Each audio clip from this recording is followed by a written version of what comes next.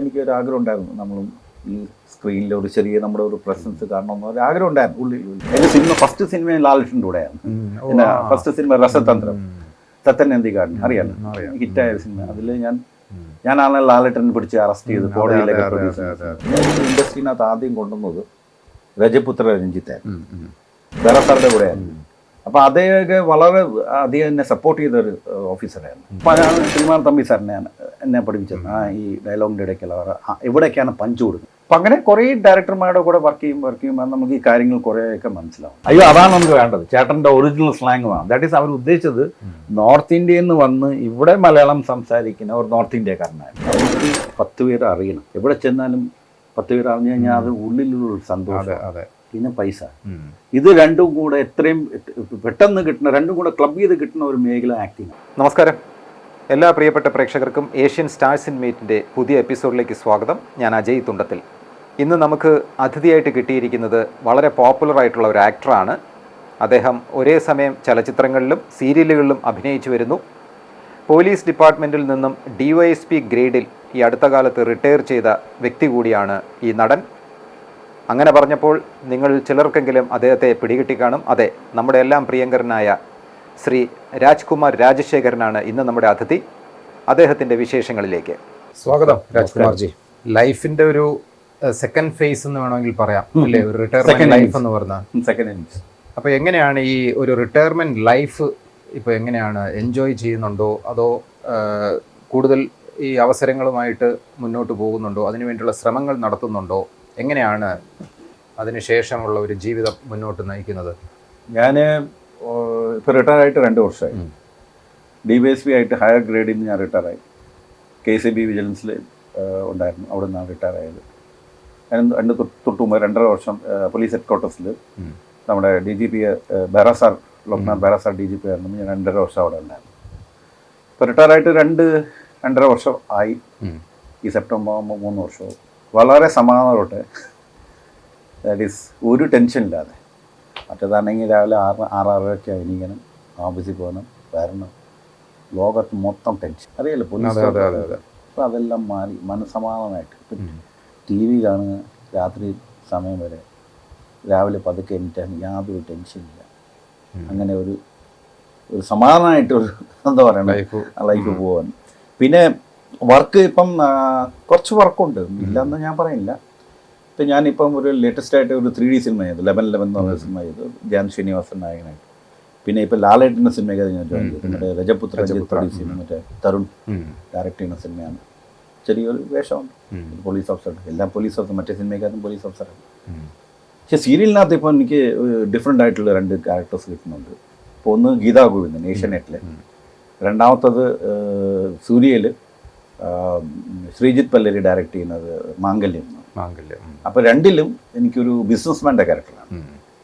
അപ്പോൾ അങ്ങനെ പോലീസിൽ നിന്ന് മാറി ഒരു ഡിഫറെൻറ്റ് ക്യാരക്ടർ കിട്ടിയിട്ടുണ്ട്. എന്നെ സംബന്ധിച്ച് പോലീസ് ആ ലൈഫ് തീർന്നു. പോലീസിൻ്റെ അധ്യായം കഴിഞ്ഞു. ഇനിയിപ്പോൾ അടുത്ത നേരത്തെ പറഞ്ഞാൽ സെക്കൻഡ് ഇന്നിങ്സ്. ഇപ്പം അഭിനയവും ക്രിക്കറ്റായിട്ടും, ക്രിക്കറ്റ് എനിക്ക് ഭയങ്കര ഇഷ്ടമാണ്. അപ്പോൾ അതും ഞാൻ പോകുന്നുണ്ട്. അങ്ങനെ സമാധാനമായിട്ട് സെക്കൻഡ് ഇന്നിങ്സ് തുടങ്ങിയിരിക്കാം. ഈ ക്രിക്കറ്റും മറ്റ് വർക്കൗട്ടും ഒക്കെ ആണെന്ന് തോന്നുന്നു രാജ്കുമാർജിയെ അല്ലേ? വളരെ ഇല്ല, വർക്കൗട്ട് ഇല്ല അജയ്. ഇപ്പം വർക്കൗട്ട് ഇപ്പം ഇല്ല. ഞാൻ നേരത്തെ പറഞ്ഞല്ലോ, ഇത്ര മടിയായിപ്പോയി. വർക്കൗട്ട് ഇല്ല. പിന്നെ ക്രിക്കറ്റ് മാത്രമേ ഞങ്ങളുള്ളൂ. അത് എക്സസൈസ് ആയിട്ട് അത് മാത്രം റിലേറ്റ് ചെയ്യാൻ പറ്റുള്ളൂ. ക്രിക്കറ്റിന് പണ്ടേ എനിക്ക് കൊച്ചിലെ തൊട്ട് ഞാൻ ഏകദേശം ഇപ്പോൾ ഒരു 53 അല്ലെങ്കിൽ 54 വർഷമായി ഞാൻ ക്രിക്കറ്റ് കളിക്കാൻ തുടങ്ങി. LKG ഞാൻ പഠിച്ചതൊക്കെ നോർത്ത് ഇന്ത്യയിലാണ്. ഈ സംസാരം കേട്ടുന്നത് ചിലപ്പോൾ മനസ്സിലായി കാര്യം. അച്ഛൻ പട്ടാളത്തിലായിരുന്നു. അങ്ങനെ ഞാൻ പഠിച്ചതൊക്കെ പൂനെയിലാണ്, സെൻട്രൽ സ്കൂളിലാണ് പഠിച്ചത്.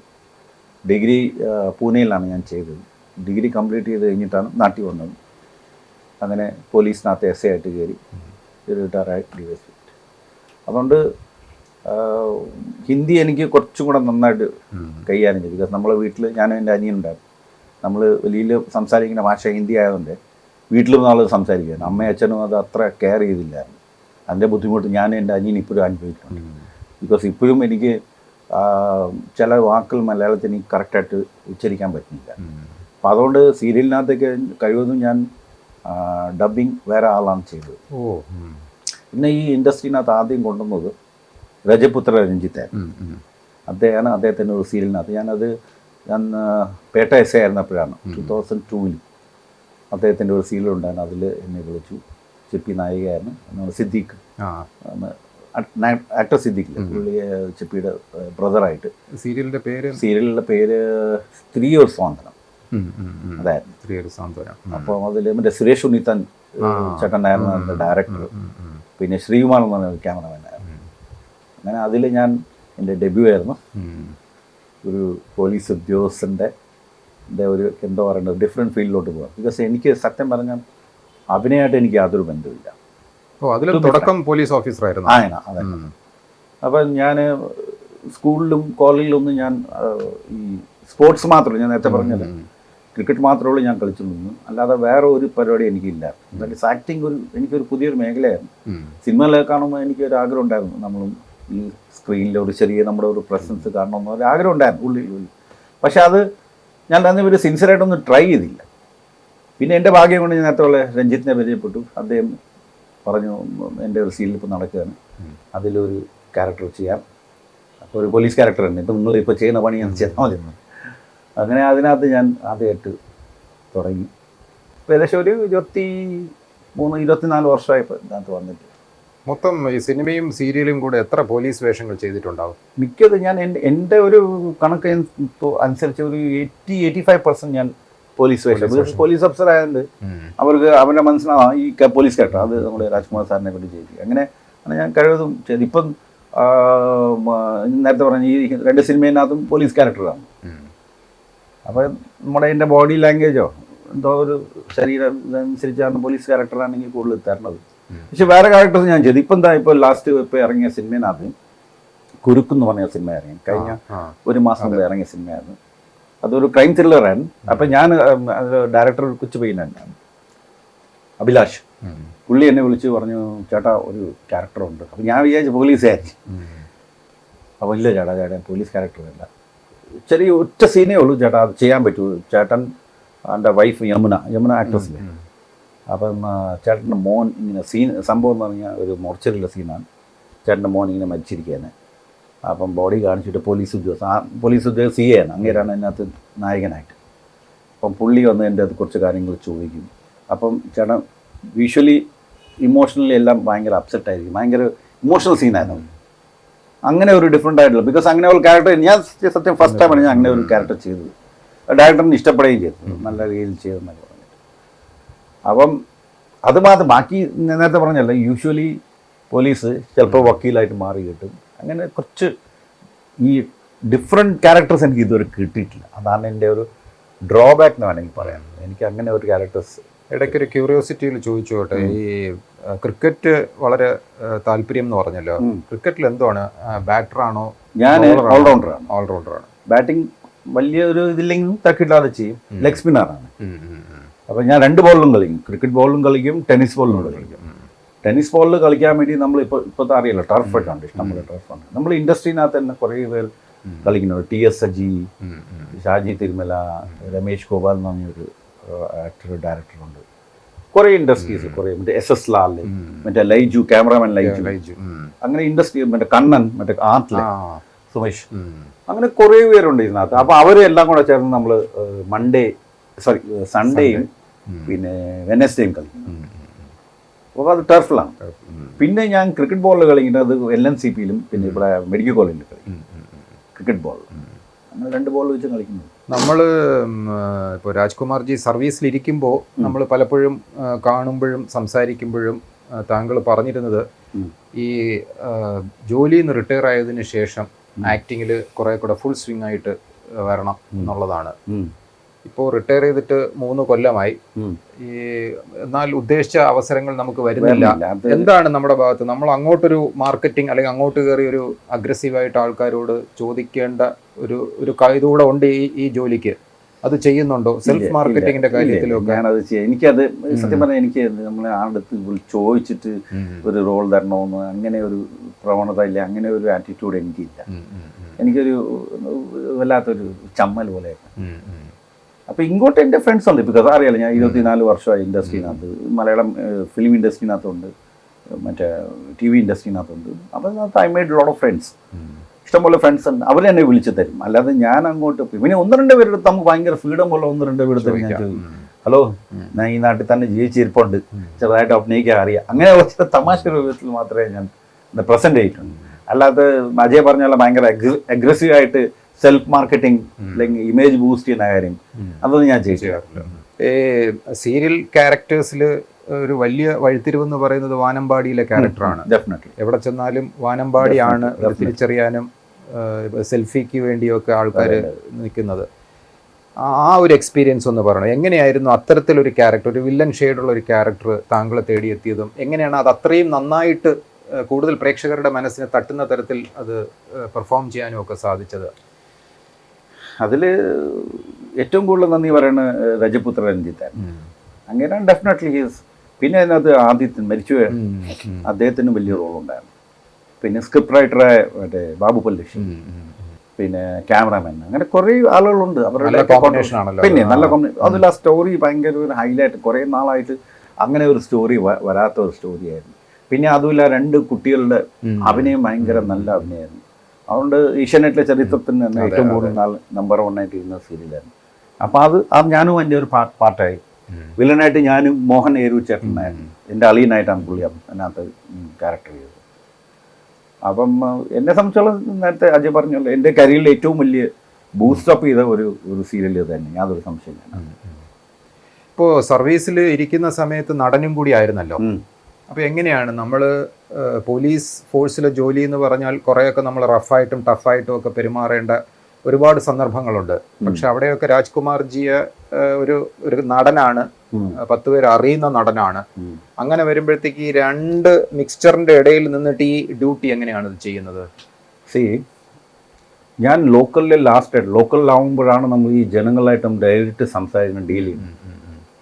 ഞാൻ എൻ്റെ ലോക്കൽ ലൈഫ്, ലോക്കൽ പോലീസ് സ്റ്റേഷനിലെ ലൈഫ് ഞാൻ 2004 ഞാൻ നിർത്തി. കൊല്ലം ഈസ്റ്റിൽ ഒരു സംഭവം ഉണ്ടായിരുന്നു, അന്ന് ഞാൻ മതിയാക്കി. അന്ന് നമുക്ക് മനസ്സിലായി, നമുക്ക് എത്ര എങ്ങനെയെങ്കിലും വർക്ക് ചെയ്താലും നമുക്കൊരു പ്രശ്നം വന്നു കഴിഞ്ഞാൽ നമ്മളെ സഹായിക്കാൻ ആരും കാണില്ല. എൻ്റെ പുറകെ എൻ്റെ ഫാമിലി മാത്രമേ കാണുള്ളൂ. There is no one else to protect you. അന്ന് മതിയാക്കുമ്പോൾ ഞാൻ വിചാരിച്ചു നമുക്കിത് മതിയാകും. നമുക്ക് ഇഷ്ടംപോലെ വേറെ യൂണിറ്റ്, കേരള പോലീസിനകത്ത് ലോക്കൽ മാത്രമല്ല, ഇഷ്ടംപോലെ വേറെ യൂണിറ്റ്സ് എടുക്കാൻ, ആർക്കും വേണ്ടാത്ത കുറേ യൂണിറ്റ്സ് ഉണ്ട്. ഞാനൊക്കെ സ്റ്റേറ്റ് ക്രൈം റെക്കോർഡ്സ് ബ്യൂറോ എന്ന് പറഞ്ഞാൽ കേരള പോലീസ് സ്റ്റാറ്റിസ്റ്റിക്സ് ഡിപ്പാർട്ട്മെൻറ്റാണ്. അവിടെ ഒരു പണിയില്ല. അത് സ്റ്റേഷനിൽ നിന്ന് ഓരോ ജില്ലയിൽ നിന്ന് നമ്മൾ ഈ മാസം എത്ര മർഡർ കേസ് റിപ്പോർട്ട്, എത്ര ആക്സിഡൻറ്റ് കേസ് റിപ്പോർട്ട്, അതിൻ്റെ എല്ലാം കൂടെ ഡീറ്റെയിൽസ് കളക്ട് ചെയ്യുക, എല്ലാ ജില്ലകളിൽ നിന്ന് എടുക്കുക. ടോട്ടലായിട്ട് കേരളയുടെ കണക്കായിട്ട് നമ്മൾ NCR, national crime records, that is very simple. Statistics department. അവിടെ ഞാൻ റെക്കോർഡ് ഉണ്ടാക്കിയത് 3 വർഷം ഒരു CA ഇതുവരെ വർക്ക് ചെയ്തില്ല. പട്ടത്തായിരുന്നു എൻ്റെ ഹെഡ് ഓഫീസ് ആ സമയത്ത്. ഇപ്പം മാറിയിട്ടുണ്ട്, അത് ഇപ്പം PhD-യിലോട്ട് പോയി. അപ്പോൾ അവിടെ ഞാൻ റെക്കോർഡ് ഉണ്ടാക്കിയത് 3 വർഷം ഞാൻ അവിടെ CA. അതിനുശേഷവും ഞാൻ DYSP ആയിട്ടും ഞാൻ ലോക്കലിലോട്ടൊന്നും പോയില്ല. ആർക്കും വേണ്ടാത്ത കുറേ മേഖലകളുണ്ടല്ലോ, അവിടേക്കാണ് വർക്ക് ചെയ്തത്. ലാസ്റ്റായിട്ട് ഈ പറഞ്ഞാൽ ഈ പോലീസ്, നിങ്ങൾ നേരത്തെ പറഞ്ഞല്ലോ, ഈ ആക്ടറായപ്പോൾ നമുക്ക് കുറേ സ്ഥലത്തും എനിക്കത് ഹൈലൈറ്റ് ചെയ്യില്ല, എനിക്ക് കുറേ പ്രയോജനം വന്നു. ഫോർ എക്സാമ്പിൾ പോലീസ് ഹെഡ് ക്വാർട്ടേഴ്സിൽ ഞാൻ DGP നേരത്തെ പറഞ്ഞാൽ ബെറ സാറുടെ കൂടെയായിരുന്നു. അപ്പോൾ അദ്ദേഹമൊക്കെ വളരെ അധികം എന്നെ സപ്പോർട്ട് ചെയ്തൊരു ഓഫീസറായിരുന്നു. അപ്പോൾ എനിക്ക് ആ സമയത്താണ് ഈ വണമ്പാടിയൊക്കെ ചെയ്തുകൊണ്ടിരുന്നത്. അപ്പോൾ അതെനിക്ക് ലീവ് തരാനൊക്കെ അദ്ദേഹം ഒരു മടിയും കാണിച്ചില്ല, ഭയങ്കരമായിട്ട് സപ്പോർട്ട് ചെയ്ത ഓഫീസറായിരുന്നു. അപ്പോൾ അങ്ങനെ എന്താ പറയുക, ഈ DGP-യുടെ അടുത്ത് ഒരു പരാതിക്കാരൻ വരണം എന്ന് പറഞ്ഞാൽ അയാളെ ലാസ്റ്റ് റിസോർട്ടായിട്ടാണ്. സ്റ്റേഷനിൽ പരാതി കൊടുത്ത് CA അടുത്ത് പോയി, DYSP എടുത്ത് പോയി, SP അടുത്ത് വന്ന്, അങ്ങനെയൊക്കെയാണ് ലാസ്റ്റ് ആയിട്ട്. അപ്പം നമ്മൾ ആ പരാതിക്കാരനെ വളരെ കണ്ണിങ് ആയിട്ട്, വളരെ സ്വാതന്ത്ര്യത്തോടെ, വളരെ ഹമ്പിളായിട്ട്, വളരെ എന്താ പറയുക, അയാൾ പറയുന്ന കാര്യങ്ങൾ മൊത്തം കേട്ടിട്ട് എന്താണ് അതിൻ്റെ പ്രശ്നങ്ങൾ മനസ്സിലാക്കിയിട്ട് വളരെ, അപ്പം നമ്മളെ കാണുമ്പോൾ തന്നെ നേരത്തെ പറഞ്ഞാലേ ഒരു ആക്ടർ ആകുമ്പോൾ തന്നെ ആ പുള്ളിക്ക് ഒരു സന്തോഷം വരും, ആ ഒരു പരിചയമുള്ള ഒരു മോഹമാണല്ലോ. അപ്പോൾ കുറച്ചുകൂടെ കാര്യമായിട്ട് ഫ്രീ ആയിട്ട് മറ്റേ തന്നെ സ്റ്റേഷനിൽ വരുമ്പോൾ ഉള്ളിൽ ഇപ്പോൾ ചെറിയൊരു കാക്കയുടെ ഒരു പേടിയുണ്ട്. പക്ഷെ അതൊക്കെ മാറി ഇപ്പം നമ്മുടെ അടുത്ത് വരുമ്പം, അപ്പം അങ്ങനെ ഒരു 2.5 വർഷം എനിക്ക് നല്ലതായിട്ട് വർക്ക് ചെയ്യാൻ പറ്റും, നല്ലൊരു പീരീഡാണ്. പൊതുവേ കാക്കി അണിയുമ്പോൾ അല്ലെങ്കിൽ സർവീസിലിരിക്കുമ്പോൾ പുലിയും കാക്കി ഊരി വയ്ക്കുമ്പോൾ എലിയും എന്നുള്ള ഒരു പഴഞ്ചൊല്ല് തന്നെ പണ്ട് മുതലേ ഉണ്ട്. ഇപ്പോൾ ഈ 3 കൊല്ലത്തെ ഒരു ലൈഫ് ജേണിയിൽ എങ്ങനെ തോന്നുന്നു കാക്കി ഊരി വെച്ചതിന് ശേഷമുള്ള 3 വർഷം? ടു സം എക്സ്റ്റെന്റ് നിങ്ങൾ പറഞ്ഞത് ശരിയാണ്. ബിക്കോസ് കാക്കിയിൽ ഇട്ടുന്ന സമയം വരെ, ദാറ്റ് ഈസ് 2021 വരെ ഇഷ്ടംപോലെ വർക്ക് കിട്ടുമായിരുന്നു. അത് പോലീസിനെ ഒരു ഫ്രണ്ടായിട്ട് വെക്കുന്ന ഇൻഡസ്ട്രിനകത്ത് പല ആൾക്കും അത് പ്രേരണം ചെയ്യും. പക്ഷേ നമ്മൾ റിട്ടയർ ആയ ശേഷം നമ്മുടെ ഇൻഡസ്ട്രിനകത്തുള്ള ജെന്യൂൻ ഫ്രണ്ട്സ് അവർ മാത്രമേ എന്നെ വിളിക്കുന്നുള്ളൂ. That is a difference. ഈ കാക്കിയിൽ കയറുമ്പം ആളിന്റെ സ്വഭാവം മാറും എന്ന് പറയുന്നത് ശരിയാണോ? അങ്ങനെയൊന്നുമില്ല. ബേസിക്കലി നമ്മുടെ ക്യാരക്ടറാണ്.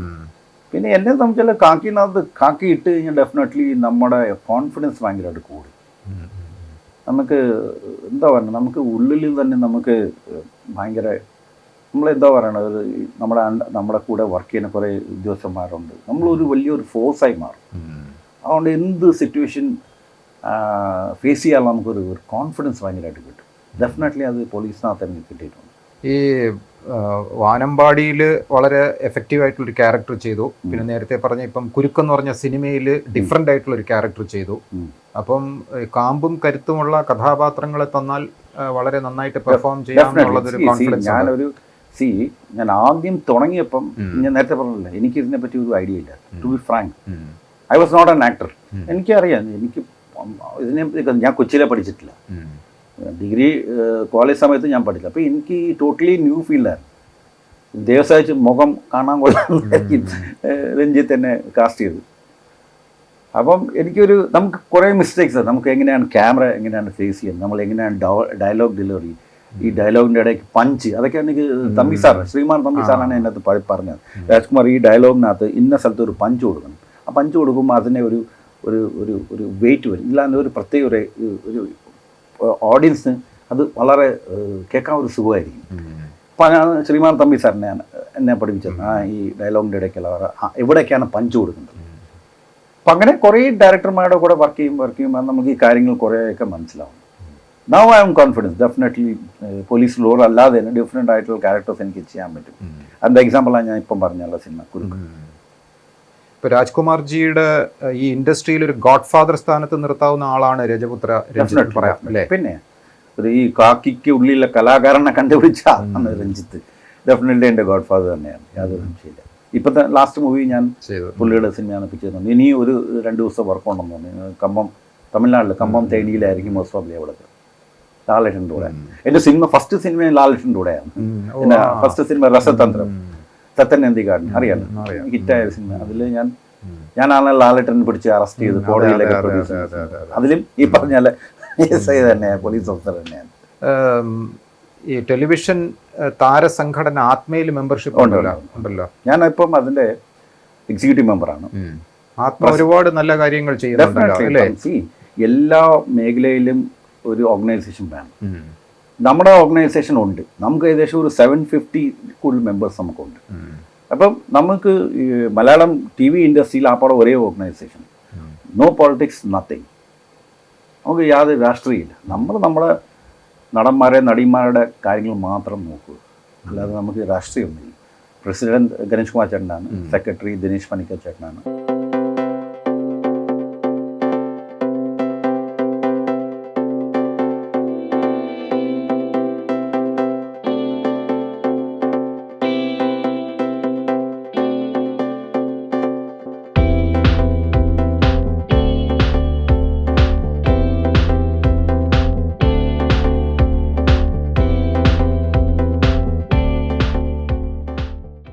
ഒരു ആർട്ടിസ്റ്റിനെ സഹായിക്കണം, ഇല്ലെങ്കിൽ അവരുടെ വെൽഫെയറിൻ്റെ എല്ലാ കാര്യങ്ങളും നമ്മൾ നോക്കണം. നമുക്ക് നേരത്തെ പറഞ്ഞല്ലേ, നമുക്ക് വേറെ ഓർഗനൈസേഷനോ ഒറ്റ ഓർഗനൈസേഷൻ ആത്മ.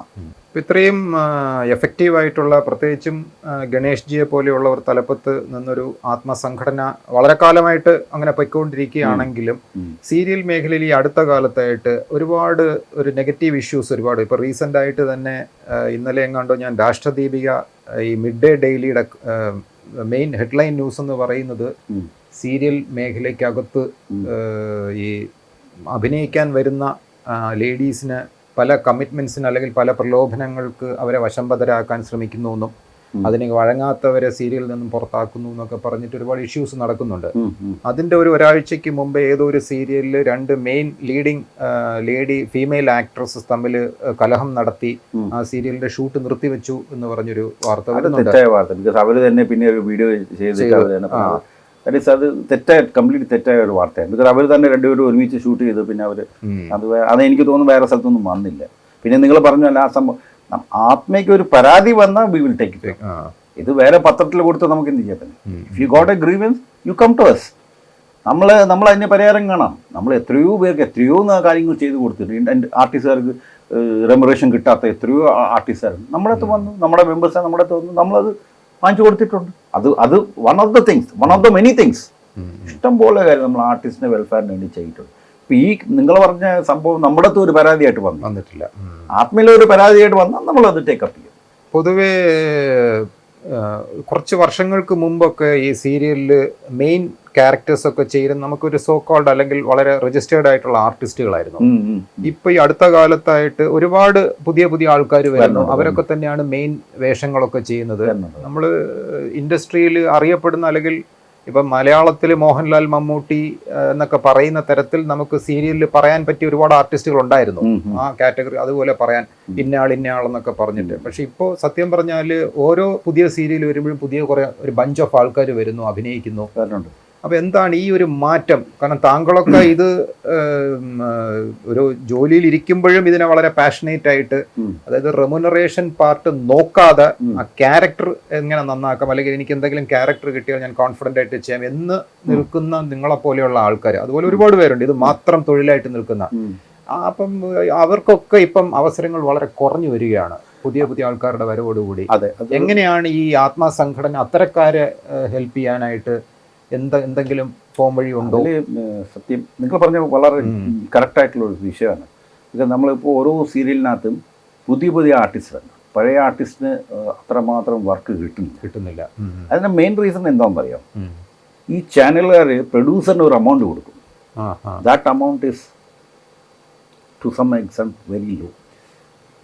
ആ എമൗണ്ട് കൂട്ടിയാൽ പ്രൊഡ്യൂസറിന് ലാഭം കിട്ടിയാലല്ലേ ആർട്ടിസ്റ്റിന് സർവൈവ് ചെയ്യും. When there is no producer, who will give us work? ആരും തരില്ല. ഒരു പ്രൊഡ്യൂസർ ഉണ്ടെങ്കിലല്ലേ ഒരു വർക്ക് പ്രൊജക്ട് നടക്കും. പ്രൊഡ്യൂസറിന് പ്രോഫിറ്റ് ഇല്ലെങ്കിൽ അയാൾ എന്തിനാ ഒരു സീരിയൽ പ്രൊഡ്യൂസ് ചെയ്യണം? അയാൾക്ക് ചാരിറ്റി വർക്കൊന്നും ഇല്ല. എൻ്റെ ഒരു ടാലന്റ് പ്രൊമോട്ട് ചെയ്യാൻ വേണ്ടിയല്ല അയാൾ സീരിയൽ എടുക്കുന്നത്. അയാൾക്ക് അതിൽ നിന്ന് പ്രോഫിറ്റ് കിട്ടില്ലേ?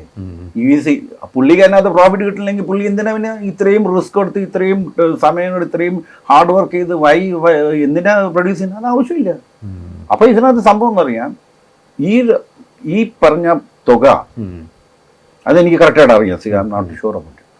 പക്ഷെ ആ തുകയ്ക്ക് ഇപ്പോൾ എനിക്കൊരു റെമുറേഷൻ, ഞാൻ ഈ 24 വർഷം, അപ്പോൾ എനിക്കൊരു റെമുറേഷൻ ഉണ്ട്. എനിക്കത് ഡിസൈഡ് ചെയ്യാം. ഇത്രയും വർഷം സീനിയർ ആക്ടർ ആയതുകൊണ്ട്.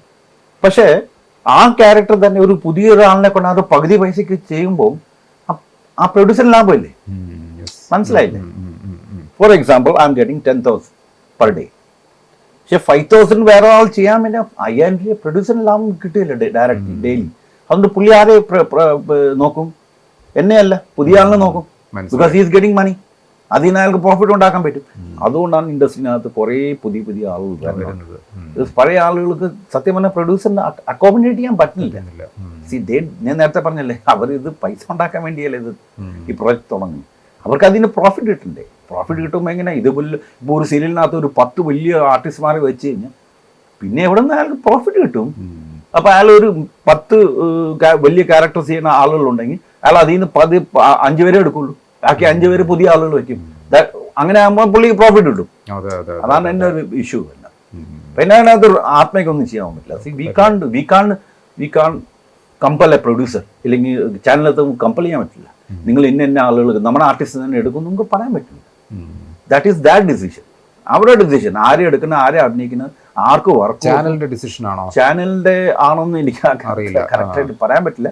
പക്ഷെ of course producer is there, director is there, cameraman, production control, ഇവരൊക്കെയാണല്ലോ ഈ ഇൻഡസ്ട്രിനകത്ത് മെയിൻ ആണ്. അവർക്ക് അതിനകത്ത് definitely they got a right in it. അവർക്ക് അവർക്ക് അറ്റ്ലീസ്റ്റ് സജസ്റ്റ് ചെയ്യാൻ പറ്റും. അതാണ് ഇൻഡസ്ട്രിനകത്തുള്ള ചെറിയൊരു വിഷയം.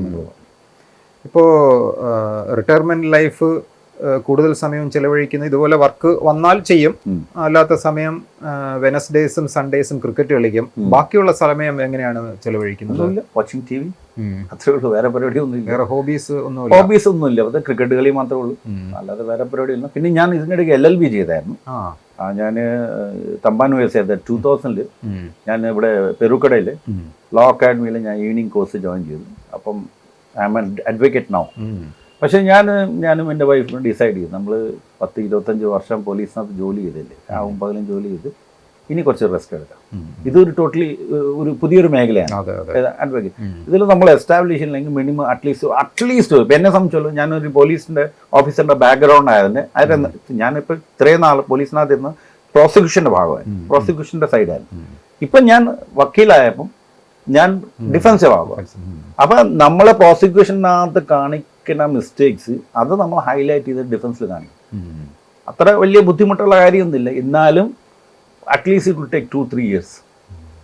എല്ലാ ദിവസം കോടതിയിൽ പോകണം, കാര്യങ്ങൾ മനസ്സിലാക്കി how to present this our case, നമ്മളെങ്ങനെയാണ് പ്രസൻറ്റ് ചെയ്യുന്നത്, അതിനൊരു ഫോർമാറ്റ് ഉണ്ട്, അതിനൊരു വേ ഓഫ് മെത്തേഡ് ഉണ്ട്, അതെല്ലാം പഠിക്കണം.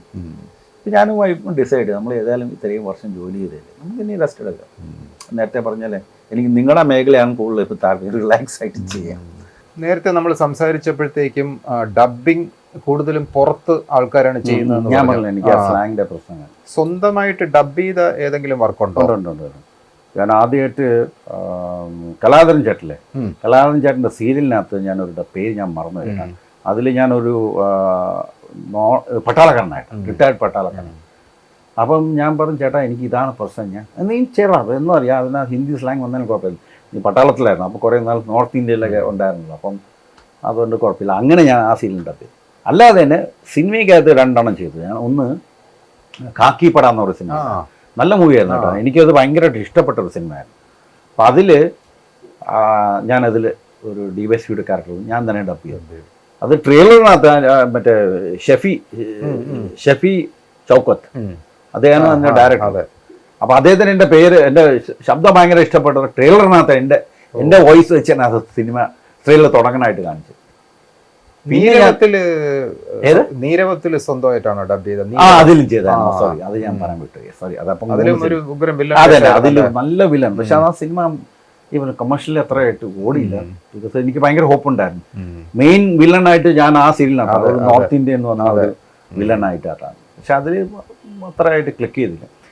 ഇപ്പോൾ കുറച്ച് നാൾ മുമ്പേ ഒരു സിനിമ ചെയ്തായിരുന്നു, അനിൽ തോമസ് ഡയറക്ട് ചെയ്തു, എൻവോൾവ്മെന്റ് സിനിമയാണ്. നമ്മളെ എറണാകുളത്തുള്ള ബ്രഹ്മപുരം കത്തിയില്ലേ, അതാണ് തീം. അതിൽ ഞാൻ എറണാകുളം കളക്ടറായിരുന്നു. അപ്പോൾ അനിൽ ഇവിടെ കലാഭവനിലാണ് എന്നെ കൊണ്ട് ഡബ് ചെയ്യിപ്പിച്ചത്. എന്നിട്ട് പറഞ്ഞ് ഞാൻ പുള്ളിക്ക് അറിയാലോ, ബിക്കോസ് ഞാനും പുള്ളിയും കൂടെ ക്രിക്കറ്റ് കളിക്കാം. നമുക്കങ്ങനെ അത് ഞാൻ പറയാൻ വിട്ടുപോയി. നമ്മൾ എറണാകുളത്തും എല്ലാ മാസം നമ്മളൊരു ടൂർണമെൻറ്റ് കളിക്കാറുണ്ട്. അവിടെ നമ്മളെ ഇൻഡസ്ട്രിനകത്തുള്ള കുറേ പേരുണ്ട്.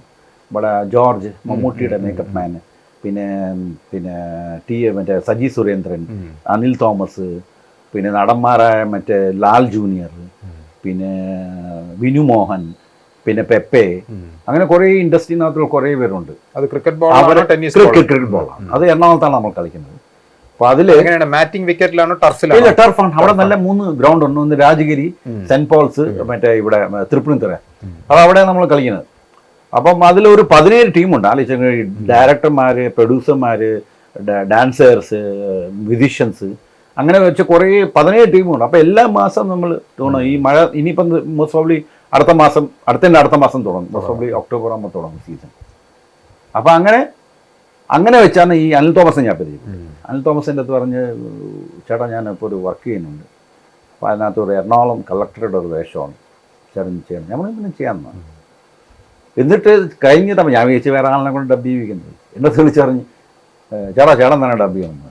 ഞാൻ പറഞ്ഞു എനിക്ക് ഇങ്ങനെ, അയ്യോ അതാണ് നമുക്ക് വേണ്ടത്, ചേട്ടൻ്റെ ഒറിജിനൽ സ്ലാങ് വേണം. ദാറ്റ് ഈസ് അവർ ഉദ്ദേശിച്ചത് നോർത്ത് ഇന്ത്യയിൽ നിന്ന് വന്ന് ഇവിടെ മലയാളം സംസാരിക്കുന്ന ഒരു നോർത്ത് ഇന്ത്യക്കാരനായിട്ടാണ് കളക്ടർ. അപ്പം അതൊരു കമേഴ്ഷ്യൽ മൂവി അല്ലായിരുന്നു. എൻവോൾവ്മെന്റ് അതിന് 2-3 ഫിലിം ഫെസ്റ്റിവലിൽ അവാർഡ് കിട്ടിയിട്ടുണ്ട്, ബെസ്റ്റ് എൻവോൾവ്മെന്റ് സിനിമ. അങ്ങനെ ഹിന്ദി വളരെ ഫ്ലുവൻ്റ് ആണല്ലോ. ഏതെങ്കിലും സിനിമയിലോ സീരിയലോ ഹിന്ദി സംസാരിക്കുന്ന കഥാപാത്രം ചെയ്യാൻ സാധിച്ചിട്ടുണ്ടോ? ഇല്ല, അത് ഈ നേരത്തെ പറഞ്ഞുള്ള സിനിമ നീരവം. അതിൽ ഞാൻ ഹിന്ദിയിൽ ഇടയ്ക്കിടയ്ക്ക് ഞാൻ സംസാരിക്കുന്നുണ്ട്. പക്ഷെ എനിക്ക് സത്യം പറഞ്ഞാൽ ഹിന്ദി ഒന്നെങ്കിൽ സിനിമ ഇല്ലെങ്കിൽ ഒരു വെബ് സീരീസോ ഇല്ലെങ്കിൽ സീരിയൽ. പക്ഷെ അതെല്ലാം അറിയില്ല, ബോംബെ ബേസ്ഡ് ആണ്. അപ്പം അങ്ങനെ എനിക്ക് അവിടെ ആരെയും പരിചയമില്ല. ഈ മലയാളം ഭാഷ പോളിഷ് ചെയ്യാനായിട്ടുള്ള ശ്രമങ്ങൾ എന്തെങ്കിലും നടത്തുന്നുണ്ടോ? അത് ഈ പറഞ്ഞല്ലേ, ഞാനിപ്പോൾ വന്നിട്ട് ഏകദേശം മോർ ദാൻ 30 years ആയി. എന്നാലും നമ്മൾ ആദ്യം കൊച്ചിലെ സംസാരിക്കുന്ന ഒരു ഭാഷയല്ലേ, അതിൻ്റെ സ്ലാങ് എപ്പോഴും വരും. അതിൻ്റെ അതായിരിക്കും നമ്മളെ മെയിൻ ലാംഗ്വേജ്, മെയിൻ സ്കോപ്പ്. ഇല്ലെങ്കിൽ അതിനെ വേറെ നമ്മൾ പ്രാക്ടീസ് ചെയ്യണം, പഠിക്കണം. അതൊന്നും ഞാൻ നല്ലതായിട്ടൊന്നും ട്രൈ ചെയ്തു. അത് ഞാൻ നേരത്തെ പറഞ്ഞാലേ, ചില വാക്കുകളൊന്നും കറക്റ്റായിട്ട് ഉച്ചരിക്കാൻ വായിക്കാൻ ഞാൻ വായിക്കുന്നുണ്ട്. പക്ഷെ എഴുതാൻ ഈ പോലീസ് ഉദ്യോഗം എന്ന് പറയുന്നത് ഇഷ്ടപ്പെട്ട് കയറിയതാണോ? മനസ്സിലെപ്പോഴെങ്കിലും ഉണ്ടായിരുന്ന പോലീസുകാരനാകണം എന്നുള്ളത്? ഇല്ല, ഒരിക്കലും ഞാൻ സ്വപ്നത്തിൽ പോലും വിചാരിച്ചില്ല. PSC ടെസ്റ്റ് എഴുതി ദൈവത്തിന്റെ ഒരു അനുഗ്രഹം. ഡിഗ്രി കഴിഞ്ഞ് നമ്മളെല്ലാരും ചെയ്യുന്ന പോലെ എല്ലാ ടെസ്റ്റും എഴുതുന്ന കൂട്ടത്തിൽ എഴുതി. ആ സമയത്ത് ഒരു 2 പരീക്ഷ ഞാൻ മെയിനായിട്ട് എഴുതിയത്. ഒന്ന് എക്സൈസ് എഴുതി, ഒന്ന് SI എഴുതി. ദൈവത്തിന്റെ കാരണം കണ്ട് SI പരീക്ഷ അത്യാവശ്യം നല്ല ഫിസിക് ഉള്ളത് കൊണ്ട് ഫിസിക്കൽ ടെസ്റ്റും പാസ്സായി. അതിന് പിന്നെ കുറച്ച് എഫേർട്ടൊക്കെ നടത്താം. അങ്ങനെ പെട്ടെന്ന് സാർ ഒരു 11 ഇവന്റ്സിനകത്ത് നമ്മൾ 8 എണ്ണത്തിനകത്ത് പാസ്സാണ്. അപ്പം അതിലുണ്ടല്ലോ ഒരു ക്രിക്കറ്റ് ബോൾ ത്രോ ഉണ്ട്, അറിയാല്ലേ. 75 meters നമ്മൾ എഴുതണം, ദൂരെ ബോൾ എറിയണം. അപ്പം അതിൽ നമ്മൾ പ്രാക്ടീസ് ചെയ്യില്ലെങ്കിൽ പറ്റില്ല.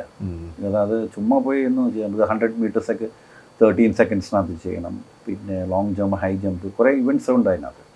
പിന്നെ മറ്റേ ചിന്നിങ് ഉണ്ട്, റോപ്പ് ക്ലൈമ്പിംഗ് ഉണ്ട്.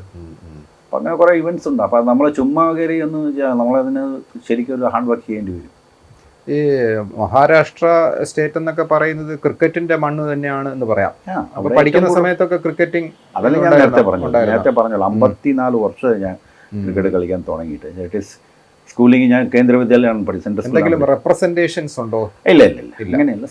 അന്ന് പണ്ടത്തെ കാലത്ത് നമ്മൾ റബ്ബറിന്റെ ബോളുണ്ട്, അത് വെച്ചാണ് തുടങ്ങിയത്. അത് കഴിഞ്ഞാൽ പതുക്കെ കോർക്ക് ബോൾ ഉണ്ട്, കോർക്ക് ബോൾ, അത് വെച്ച് കളിക്കാൻ തുടങ്ങി. പിന്നെ ലെതർ ബോളിലോട്ട് വന്നു. പിന്നെ ഇപ്പം എന്താ ടെന്നീസ് ബോൾ അതന്നെ. അപ്പോൾ എൻ്റെ ഒരു അറിവ്, എനിക്കൊരു തോന്നുന്നു LKG തൊട്ട് ഞാൻ കളിക്കാൻ തുടങ്ങിയിട്ടുണ്ട്. ഇപ്പൊ ഈ സീരിയൽ മേഖലയിൽ ഈ സെലിബ്രിറ്റി ലീഗ് എന്നൊക്കെ പറഞ്ഞ് ഉണ്ട്. അത് ഞാൻ നേരത്തെ പറഞ്ഞ സെലിബ്രിറ്റി ലീഗ്. പിന്നെ നമ്മുടെ ആത്മയുടെ ഒരു ടീം ഉണ്ടായിരുന്നു. ആത്മയുടെ അതിപ്പം അത് ഒന്നും കൂടെ റിവൈവ് ചെയ്യാൻ ഇടയ്ക്കൊന്ന് സീരിയലുകാർക്ക് ഓരോ ടീം അതുണ്ട്. അത് നമ്മൾ സീരിയലുകാരുടെ അത് നമ്മുടെ അതിന്റെ മെയിൻ ആളാണ് TS സജിയാണ് അതിന്റെ മെയിൻ ആള്. അപ്പം ഇത് പൂജപ്പുര ഗ്രൗണ്ടിൽ വെച്ച്. അപ്പൊ എല്ലാ വർഷം നടത്തുമല്ലേ പൂജപ്പുരയിൽ ഒരു 3 ദിവസത്തെ മാച്ച്. അപ്പൊ എത്ര സീരിയലുകാരുടെ ടീമുണ്ട്. നമ്മൾ ആദ്യം തുടങ്ങിയപ്പം ഞാൻ അന്ന് അഭിനയിച്ചുകൊണ്ടിരുന്ന സീരിയലിന്റെ പേരാണ് ഭാര്യ. അപ്പൊ ആ സീരിയലിൽ നമ്മൾ ഭാര്യ ടീമാണ് അന്ന് കപ്പടിച്ചത്. ഇപ്പോൾ 8 സീസൺ പോയെന്ന് തോന്നുന്നു, 7-8 സീസൺ പോയി. ഇപ്പൊ സീരിയൽ മേഖലയിൽ നല്ല ക്രിക്കറ്റേഴ്സിന്റെ 2-3 പേരുടെ പേര് പറയാൻ പറഞ്ഞാൽ ആരുടെ പേര് പറയാം? എക്സലന്റ് ക്രിക്കറ്റേഴ്സ് നമുക്ക് പറയാവുന്ന സീരിയലുകാരിൽ നമുക്ക് ആത്മയുടെ ഒരു ക്രിക്കറ്റ് ടീം തന്നെ ഉണ്ട്. കിഷോർ സത്യയാണ് ക്യാപ്റ്റൻ. പിന്നെ അനൂപ് ഉണ്ട്. പിന്നെ ജയൻ ഉണ്ട്, ജയനാരായൺ എന്ന് പറയും. പിന്നെ മറ്റേ മധു ഉണ്ട്, മധു മേനോൻ. പിന്നെ മനോജ് നായർ എന്ന് പറഞ്ഞ ഉണ്ട്. പിന്നെ മുഹമ്മദ് റാഫി തൊടുപുഴയിൽ പുള്ളിയുണ്ട്.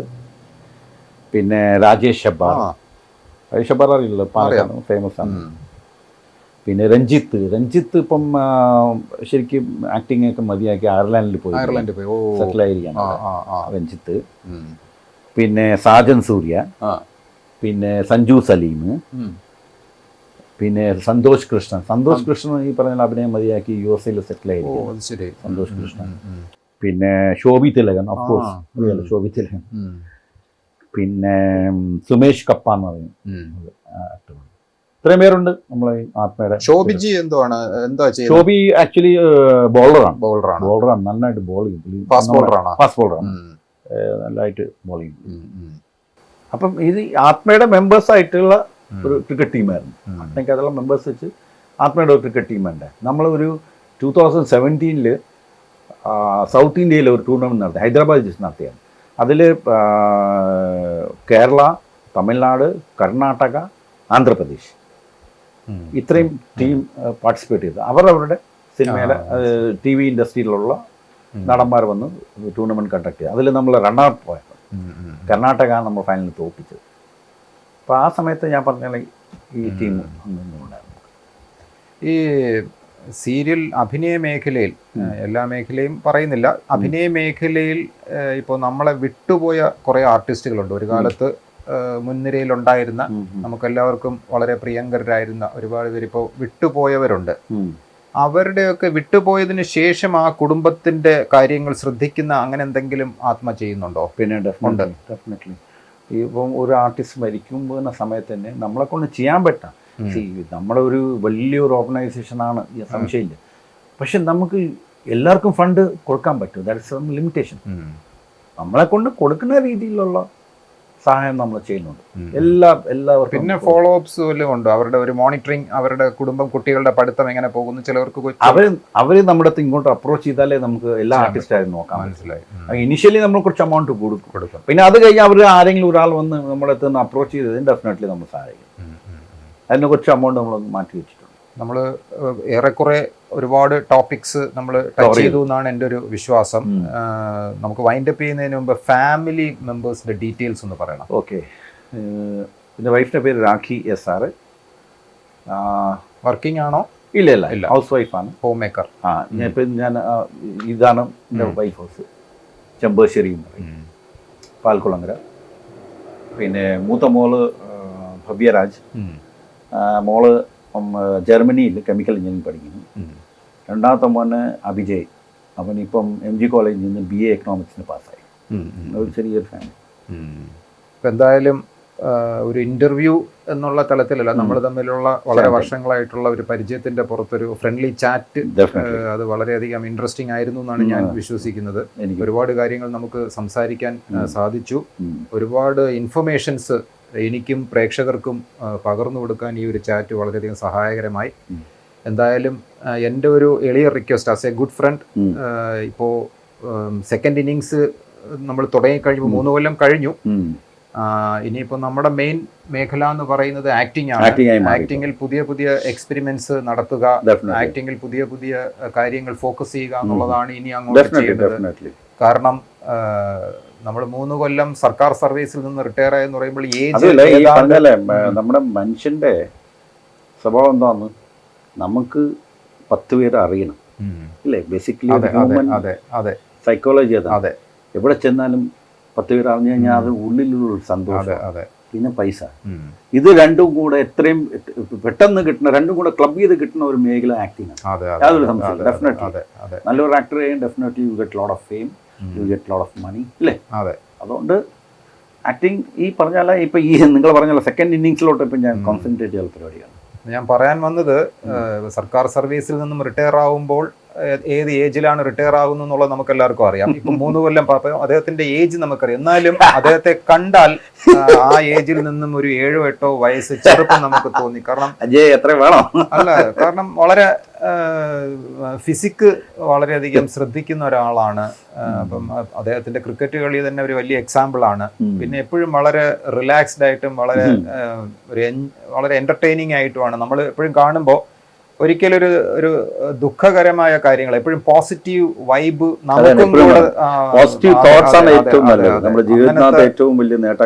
നല്ലൊരു ഫ്രണ്ടാണ്. ഇൻഡസ്ട്രിയിൽ അത്തരം ആൾക്കാർ വളരെ കുറവാണ്. എപ്പോഴും സ്വന്തം വിഷമങ്ങൾ പറഞ്ഞുകൊണ്ടിരിക്കും. പക്ഷെ പുള്ളിക്ക് അങ്ങനെയല്ല, വളരെ പോസിറ്റീവ് വൈബുള്ള ഒരാളാണ്. അപ്പോൾ എന്തായാലും കൂടുതൽ അവസരങ്ങൾ, കാരണം കുരുക്ക് പോലെയുള്ള സിനിമയിൽ ഒരു ഡിഫറെൻറ്റ് വേഷം കിട്ടിയപ്പോൾ നന്നായിട്ട് അത് പെർഫോം ചെയ്യാൻ സാധിച്ചു. ഞാൻ തന്നെ വർക്ക് ചെയ്ത നീരവം പോലുള്ള സിനിമയിൽ വില്ലൻ വേഷം വളരെ ഗംഭീരമായിട്ട് ചെയ്തു. അപ്പോൾ ഈ ഇൻ്റർവ്യൂ കാണുന്ന സിനിമാക്കാരും സീരിയലുകാരും വളരെ വ്യത്യസ്തങ്ങളായിട്ടുള്ള വേഷങ്ങൾ അദ്ദേഹത്തിന് കൊടുക്കണം. കാരണം അദ്ദേഹത്തിൻ്റെ ടാലൻറ്റ് ഒരുപാടുണ്ട്. അത്രയും പാഷനേറ്റ് ആയിട്ടാണ് അദ്ദേഹം ഈ ഫീൽഡിനെ കാണുന്നത്, ഈ ആക്ടിങ്ങിനെ കാണുന്നത്. എല്ലാ ആശംസകളും നേരുന്നു. Thank you very much. എല്ലാവർക്കും നല്ലത് വട്ടെ.